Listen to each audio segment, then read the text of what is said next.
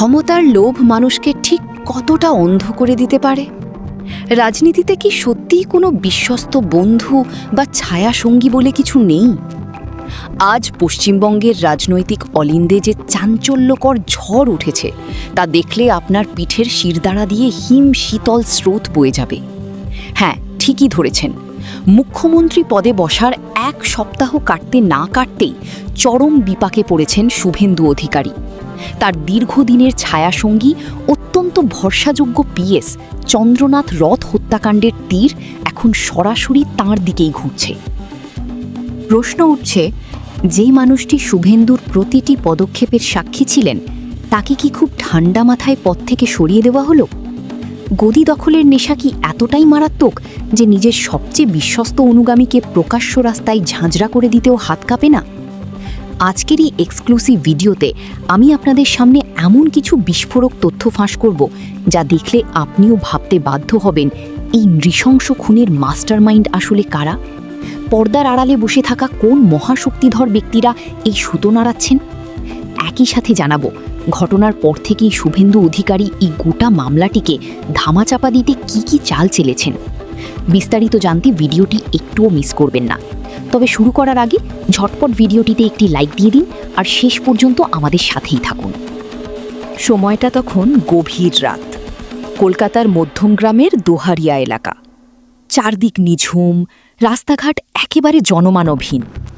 ঠিক তখনই সেই নিস্তব্ধতা ভেঙে একটা দ্রুতগতির গাড়ি এগিয়ে আসছিল। আচমকাই অন্ধকার ভুরে আরেকটি গাড়ি এসে তার গতিপথ আটকে দাঁড়ায়। কিছু বুঝে ওঠার আগেই মুহূর্তের মধ্যে চারপাশ থেকে ঘিরে ফেলে 7-8 জন সশস্ত্র বাইক আরোহী। রাতের অন্ধকারকে চিরে দিয়ে গর্জে ওঠে একের পর এক আগ্নেয়াস্ত্র। বুলেটের আঘাতে ঝাঁঝরা হয়ে যায় গাড়ির সামনের আসনে বসে থাকা মানুষটির শরীর। যিনি এই নৃশংসতার শিকার হলেন, তিনি কোনো সাধারণ মানুষ ছিলেন না। তিনি ছিলেন পশ্চিমবঙ্গের হবু মুখ্যমন্ত্রী শুভেন্দু অধিকারীর সবচেয়ে ঘনিষ্ঠ, ক্ষমতাবান এবং বিশ্বস্ত পিএস চন্দ্রনাথ রথ। এই খবরটি ছড়াতেই গোটা রাজ্যে যেন দাবানল লেগে যায়। ভাবুন একবার, আর মাত্র 2 দিন পরেই যে নেতা রাজ্যের সর্বোচ্চ প্রশাসনিক পদে শপথ নিতে যাচ্ছেন, তার ডান হাতকে এভাবে প্রকাশ্য রাস্তায় গুলি করে মেরে ফেলার সাহস কার হতে পারে? এই এক প্রশ্নই পুরো রাজনৈতিক মহলকে নাড়িয়ে দেয়। ঘটনার রহস্য উদ্ঘাটনে রাজ্য পুলিশ ও সিআইডি অত্যন্ত তৎপরতার সাথে মাঠে নামে। মাত্র 4 দিনের মাথায় তারা এই অন্ধকারের মূল হোতাদের একদম কাছাকাছি পৌঁছে গিয়েছিল। কিন্তু ঠিক তখনই ঘটল সেই অভাবনীয় টুইস্ট। কোনো আগাম ঘোষণা ছাড়াই, কোনো স্পষ্ট কারণ না দেখিয়ে মামলার তদন্তভার আচমকা তুলে দেওয়া হলো সিবিআই-এর হাতে। আর এখান থেকেই গল্পের আসল রহস্য ঘন হতে শুরু করে। তাহলে কি রাজ্য পুলিশের তদন্তে এমন কোনো প্রভাবশালী মহারথীর নাম চলে এসেছিল, যাকে বাঁচাতে তড়িঘড়ি করে এই সিদ্ধান্ত নেওয়া হলো? খুনিদের সাথে শাসক শিবিরের সম্ভাব্য আঁতাত এবং শুভেন্দু অধিকারীর অতীতের কিছু রহস্যময় ঘটনাকে এক সুতোয় গাঁথলে যে সত্য সামনে আসে, তা যে কোনো টান থ্রিলার সিনেমাকেও হার মানাবে। তদন্তের শুরুতেই পুলিশ একের পর এক বিস্ফোরক ক্লু পাচ্ছিল। ভুয়া FASTag account, mobile location track এবং ডিজিটাল ফুটপ্রিন্ট অনুসরণ করে গোয়েন্দারা বিহার ও উত্তরপ্রদেশ থেকে 3 জন কুখ্যাত শার্পশুটারকে গ্রেপ্তার করে। এরা হল মায়াঙ্ক মিশ্র, ভিকি মৌর্য এবং রাজ সিং। তাদের জিজ্ঞাসাবাদ করতেই পুলিশি তদন্তে উঠে আসে এক শিউরে ওঠার মতো তথ্য। চন্দ্রনাথ রথকে দুনিয়া থেকে সরিয়ে দিতে সুপারি দেওয়া হয়েছিল প্রায় 1.5 কোটি টাকা। আর এই খুনের কন্ট্রাক্ট নিয়েছিল বিহারের জেলে বন্দি থাকা কুখ্যাত মাফিয়া ডন শের সিং। এখন প্রশ্ন হল, উত্তরপ্রদেশ বা বিহারের এই ভাড়াটে খুনিদের সাথে চন্দ্রনাথের কিসের শত্রুতা? তারা কেন কলকাতায় এসে শুভেন্দুর পিএসকে টার্গেট করবে? রহস্যের জট আরও পেকে যায় যখন অন্যতম অভিযুক্ত রাজ সিংহের একটি পুরনো ভিডিও ভাইরাল হয়। সেখানে তাকে উত্তরপ্রদেশের নির্বাচনে বিজেপির হয়ে প্রকাশ্য প্রচার করতে দেখা গেছে। শুধু তাই নয়, গেরুয়া শিবিরের একাধিক শীর্ষ নেতার সাথে তার ঘনিষ্ঠতার প্রমাণও পুলিশের হাতে আসে। অর্থাৎ খুনিদের সাথে রাজনীতির যোগসূত্র দিনের আলোর মতো স্পষ্ট হতে শুরু করে। ঠিক যখন পুলিশ আসল সত্যের মুখোশ টেনে খোলার মুখে, তখনই আসরে নামানো হলো সিবিআইকে। মজার ব্যাপার হলো, মুখ্যমন্ত্রী হওয়ার পর শুভেন্দু নিজেই বলেছিলেন, রাজ্য পুলিশের ওপর আমার পূর্ণ ভরসা আছে। তাহলে মাত্র ৯৬ ঘন্টার মধ্যে সেই ভরসা কর্পূরের মতো উড়ে গেল কেন? পুলিশ যখন অপরাধীদের ধরে ফেলল, গাড়ির রুট ম্যাপ বের করল, রাজনৈতিক কানেকশন খুঁজে পেল, ঠিক তখনই কেন সিবিআই এর এন্ট্রি? অপরাধ বিশ্লেষক এবং ক্রাইম রিপোর্টারদের মতে এই ধরনের হাই প্রোফাইল মামলায় সিবিআই আসা মানেই হল তদন্তের ফাইল ঠান্ডা ঘরে চলে যাওয়া। সারদা কেলেঙ্কারি হোক বা নারদ মামলা, বছরের পর বছর ধরে সিবিআই এর ফাইলে ধুলো জমছে, কিন্তু আসল বিচার অধরাই থেকে গেছে। রাজ্য পুলিশ তদন্ত করলে সংবাদ মাধ্যম অন্তত প্রতিদিনের আপডেট পায়, কিন্তু সিবিআই আসা মানেই তথ্যের ওপর সম্পূর্ণ ব্ল্যাকআউট। অনেকেই মনে করছেন পুলিশ হয়তো এমন কোনো রাঘব বোয়ালের নাম জেনে ফেলেছিল যা জানাজানি হলে খোদ মুখ্যমন্ত্রীর চেয়ারটাই নড়ে যেত। আর সেই সত্যিটা যাতে কোনোদিন সামনে না আসে, তাই সুকৌশলে সিবিআইকে এনে তদন্তের গতি স্তব্ধ করে দেওয়া হলো। চন্দ্রনাথ রথের এই রহস্যময় পরিণতি কি কোনো বিচ্ছিন্ন ঘটনা? অপরাধ বিজ্ঞানী এবং রাজনৈতিক বোদ্ধারা যখন শুভেন্দু অধিকারীর অতীতের ফাইলগুলো ঘাঁটছেন, তখন সেখান থেকে বেরিয়ে আসছে এক রক্তমাখা অন্ধকার ইতিহাস। চন্দ্রনাথ কিন্তু প্রথম নন। এর আগেও শুভেন্দুর অত্যন্ত ঘনিষ্ঠ অন্তত ৩ জন মানুষের একইভাবে রহস্যজনক এবং অস্বাভাবিক মৃত্যু হয়েছে। একটু পেছনের পাতায় চোখ বোলানো যাক। ২০১৩ সালের ৪ অগাস্ট খুন হন শুভেন্দুর তৎকালীন ঘনিষ্ঠ সহযোগী প্রদীপ ঝাড়।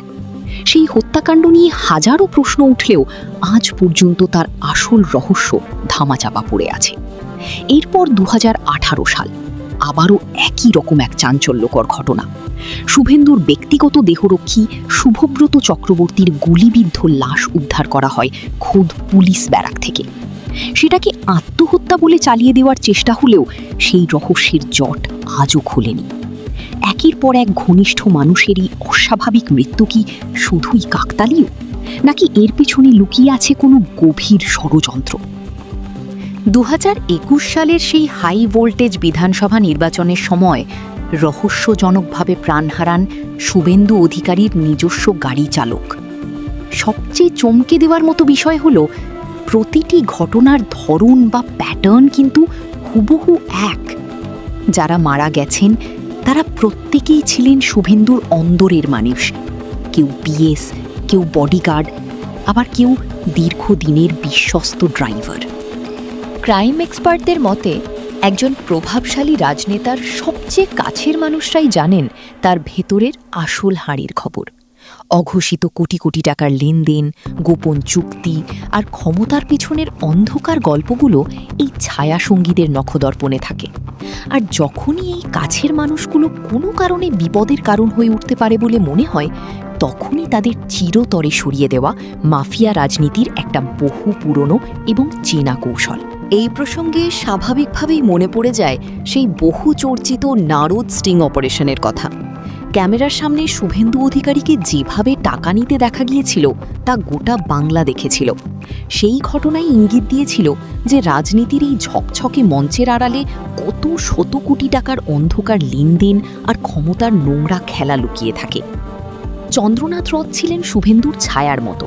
তিনি জানতেন শুভেন্দুর প্রতি মুহূর্তের হিসেব, কোন মাফিয়া বা কোন শিল্পপতির সাথে কোথায় গোপন বৈঠক হচ্ছে, কোথায় কত কোটি টাকা রাখা আছে, সব খবর ছিল তার কাছে।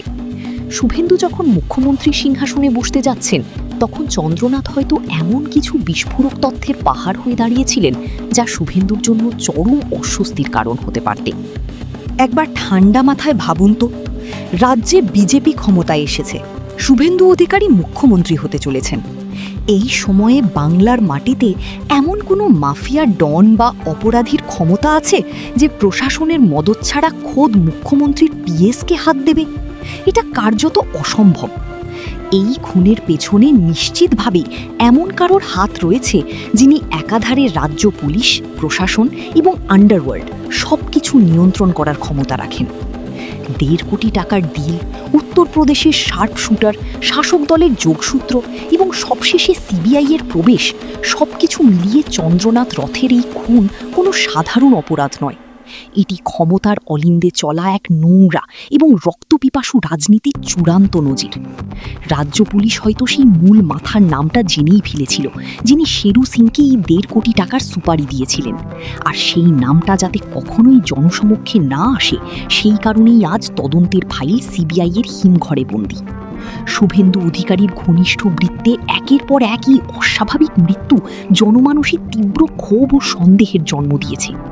চন্দ্রনাথ রথের পরিবারের মতো সাধারণ মানুষ কি কখনো জানতে পারবে কেন তাদের প্রিয়জনকে এইভাবে অকালে প্রাণ দিতে হলো? আপনাদের কি মনে হয়, এই মামলার সত্য উন্মোচনের জন্য তদন্তের দায়িত্ব কি আবারও রাজ্য পুলিশের হাতে ফিরিয়ে দেওয়া উচিত?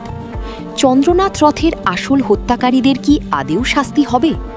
আপনার মূল্যবান মতামত অবশ্যই নিচে কমেন্ট বক্সে লিখে জানান। ভিডিওটি তথ্যপূর্ণ মনে হলে লাইক এবং শেয়ার করতে ভুলবেন না। আর এই রকম বিস্ফোরক রাজনৈতিক ও অপরাধমূলক খবরের ইনসাইড স্টোরি পেতে এখনই আমাদের চ্যানেলটি সাবস্ক্রাইব করে পাশে থাকা বেল আইকনটি বাজিয়ে রাখুন। দেখা হচ্ছে পরবর্তী ভিডিওতে।